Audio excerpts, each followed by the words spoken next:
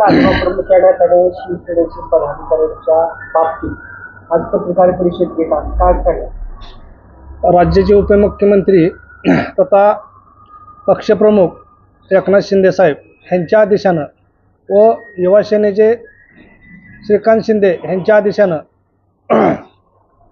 सोलापूर जिल्ह्याचे जिल्हाप्रमुख महेश चिवटे साहेब यांच्या आदेशानं व संपर्क प्रमुख संजयजी कदम साहेब यांच्या आदेशानं जी माळशिरस तालुक्यातली जी तात्पुरत्या स्वरूपात जी आपण जी बॉडी तयार केली ती आज ह्या ठिकाणी आपण बरखास्त करत आहे.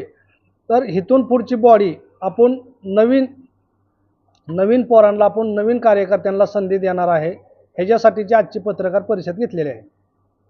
जी आता नवीन कार्यकारिणी जाहीर करणार आहे ती किती दिवसामध्ये करणार आहे? कार्यकारिणी एक 8 दिवसात किंवा 4 दिवसात त्याची एक बैठक होईल जिल्हा प्रमुखासंघ, आमचे संपर्क प्रमुखासंघ. त्यांच्यानंतर तत्काळ एक 4-8 दिवसात आपण ती बॉडी विचार करून चांगला कार्यकर्ता, ताकदीचा कार्यकर्ता, काम करणारा कार्यकर्ता, पक्षाला वेळ देणारा कार्यकर्ता, त्याची मुलाखत घेऊन त्याच्याशी चर्चा करून वरिष्ठांना त्या गोष्टी कानावर घालून नंतर आपण त्याचा निर्णय घेऊन सगळा त्याचा बायोडाटा घेऊन त्याची माहिती घेऊन त्यानं बाबा ह्याच्या आधी कुठल्या पक्षात काम केलं आहे, कुठल्या संघटनेचं काम केलं आहे, का चळवळीचं काम केलं आहे, ह्या गोष्टीची सगळी माहिती घेऊन नंतर त्या कार्यकर्त्यांची मी शिफारस जिल्हाप्रमुखाकडे देणार. जिल्हाप्रमुख मेन सचिवाकडे त्याची शिफारस करणार. त्याच्यानंतर त्याचं पत्र आपण काढणार. आता जे आपण म्हटलं की कार्यकर्त्यांची जी कार्यकर्ते नवीन आहेत, नवीन चेहऱ्यांना संधी देत असताना त्यांचा कार्यकाळाचा किंवा तुम्ही केलेल्या आतापर्यंत कामांचा अहवाल पाहूनच तुम्ही कार्यकर्त्यांना संधी देणार. वरचा पक्षप्रमुखांचा आदेशच तसा आहे. जवळ तुम्ही ते कार्यकर्त्याची खात्री करत नाही, त्याची कामाची पद्धत बघत नाही, तवर त्याला अजिबात पक्षात कुठल्या स्थान देऊ नका. माळशिरस पंचायत समितीमध्ये अगदी 2 जागा असताना शिंदे सेनेच्या शिवसेनेला सभापती पद मिळाले.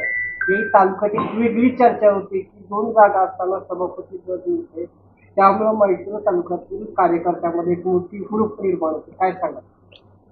माळशिरस तालुक्याचा सभापती करण्यात स्वतः आम्ही 2 दिवस मुंबईला होतो.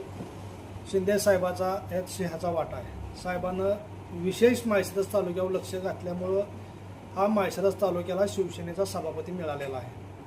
तर शिंदे साहेबाचं इथून पुढं शब्द दिलेला आहे आम्हाला की 100% माळशिरस तालुक्यावर विशेष लक्ष राहील. त्यासाठी भरत शेठनं बी इतका मोठा प्रयत्न केला सभापती निवडीसाठी.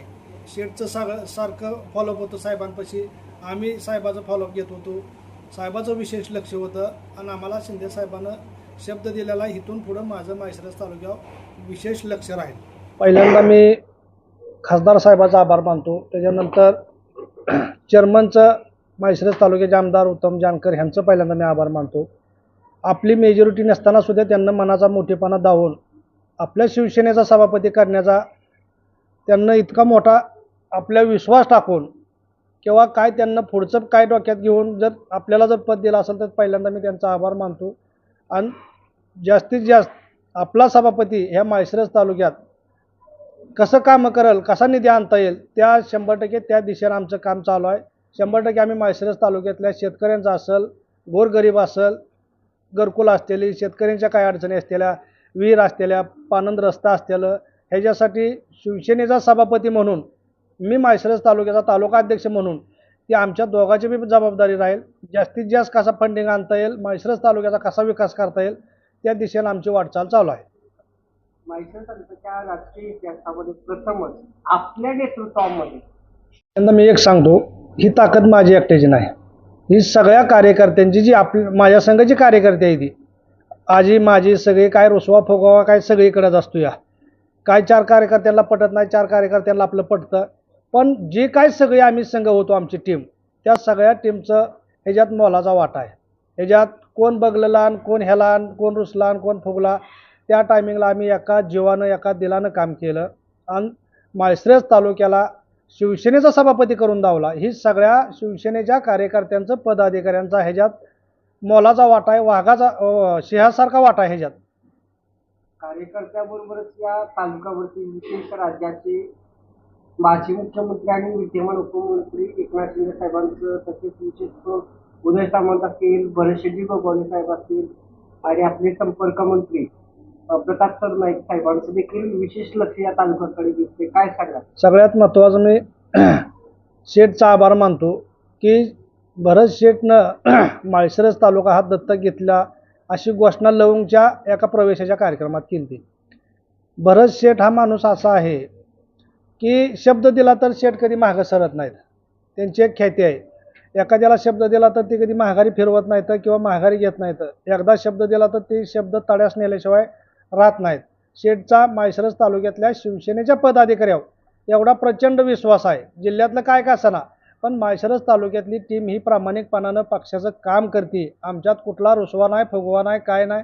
जे कोण काय म्हणत असेल की त्यांना ती लकलाभ असावं. पण शेठचं ह्या माळशिरस तालुक्यावर जसं त्यांच्या मतदारसंघावर लक्ष असतं तसं माळशिरस तालुक्यावर शेठचं लक्ष असतं. कुठल्याही कार्यक्रमाला शेठला आपण निमंत्रण दिलं की शेठ तत्काळ कधीच म्हणत नाहीत की बाबा मी येत नाही, मी 100% सतीश तुला सांगतो, 2 दिवस 1 दिवस मला वेळ दे, पण मी 100% येतो. पहिला शब्द तसा असतो शेठ. मला काय म्हणायचं आहे की आता तुम्ही जी तालुक्यात पद बरखास्त केले, कुठली बरखास्त केली पद? सगळे माळशिरस तालुक्याची जी टीम आहे तालुका अध्यक्ष सोडून बाकीची सगळीच टीम आता बरखास्त केलेली आहे. आपण नवीन आता सगळी पदं भरणार आहे. माळशिरस तालुक्यामध्ये एक वेगळी चर्चा होते की माळशिरस तालुक्यामध्ये शिवसेनेच्या शिवसेनेमध्ये 2 गट दिसत आहेत. त्याबद्दल काय सांगा? काय होतं, म्हणणाराला बोलणाराचं तोंड आपल्याला दाबता येत नाही. गट तट पक्षात आमच्या अजिबात कुठलं नाही. तर थोडं मतभेद सगळे आपल्याकडेच नाही सगळीकडेच असते. ती विचाराचं मतभेद असते. त्यासाठी आमचं गट तट कुठलंच नाही. तर सगळी आम्ही एका जीवानं काम करतोय. काय एखाद्या कार्यक्रमाला मला जाता येत नाही, एखाद्या कार्यक्रमाला त्यांना येता येत नाही, पण आम्ही सगळी जशी टीम आमच्या आहे तशीच आतापर्यंत आमच्या संघच आहे. मग आता माळशिरस तालुक्याची टीम कधी निवड जाहीर करणार आहे, तारीख सांगता? तारीख तशी निश्चय नाही. आता आम्ही पहिल्यांदा ज्याला इच्छा आहे पक्षात काम करायचं त्याची पहिल्यांदा मुलाखत घेण्यात येणार आहे. जिल्हा प्रमुखासमोर सगळी मी जेवढी इच्छुक लोक आहे ती कुठल्या पदावर काम करायचं आहे, कोणाची इच्छा काय आहे ती बोलवून घेऊन एकदा मी सगळ्यांसंग चर्चा करून परत जिल्हा प्रमुखापाशी नेऊन जिल्हा प्रमुखाची एकदा बैठक लावून देणार आहे. परत जिल्हा प्रमुख संपर्क प्रमुखासंग एक बैठक होणार. मग त्यांच्या माझ्या विचारानं ह्या निवडी होणार आहे. आता कुठल्या निवडीला गडबड करायची नाही आणि जो काम करेल त्यालाच हित आता संधी मिळणार आहे. एवढं बोलून माझं 2 शब्द संपवतो. जय महाराष्ट्र.